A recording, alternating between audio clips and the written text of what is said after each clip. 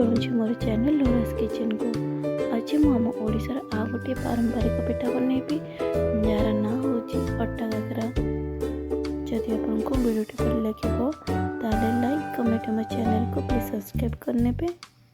या मैं गोटे कड़ाई गरम करके दे दूची प्रथमे 2 कप अटा। आपण गोटे ही कप यूज करेंगे।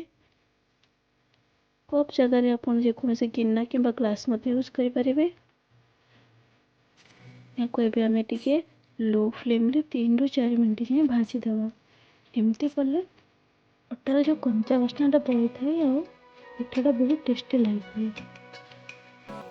एबेटा हो सारे बाहर करवा और ठंडा छाड़ीदे। सेम करके मुझे दे 2.5 कप पानी। 2 कप अटा मुझे व्यवहार कर 2.5 कप पानी।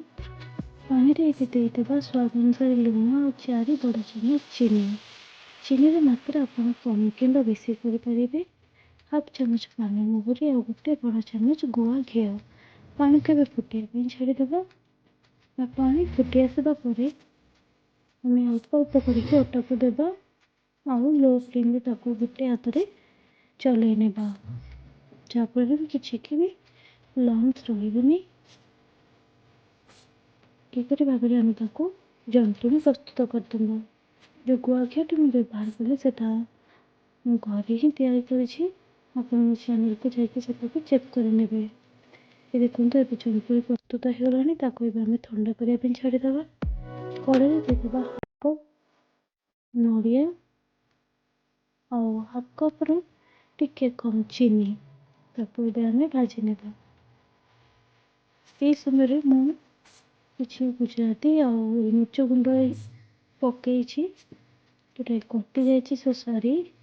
एबे यहाँ टे ठंडा ही आसा माने पूरा ठंडा नुहे टे उषुम अच्छे। हाथ में तेल होमें चकटी नेबा से पूरा चिकण होगी प्रस्तुत हो जमी आम रुटी अटा गुड़ा प्रस्तुत करते। देखते यहाँ पूरा हो गला। आम से केते गुड़ा पिंडी नेबा यहीपर जमी मुझे करके काकरार गोटे सेप बनेगा। से दिन पुर दे दूचे ऊपर भाव देखु एमती ही चापी प्रस्तुत करेंगे। टे प्रेस करने ना तो एमती रखीदे कि अट्टा काकर सेप ये हवा दरकार। एवं आउ टे गुड़ा ने से भाव में प्रस्तुत करने।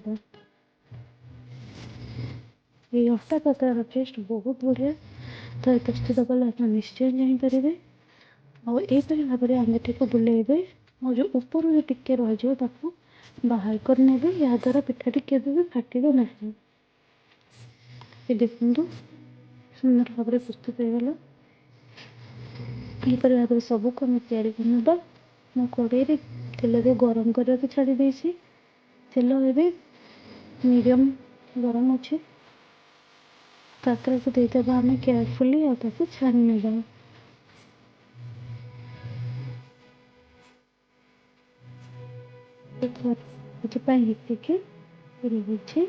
नमस्कार।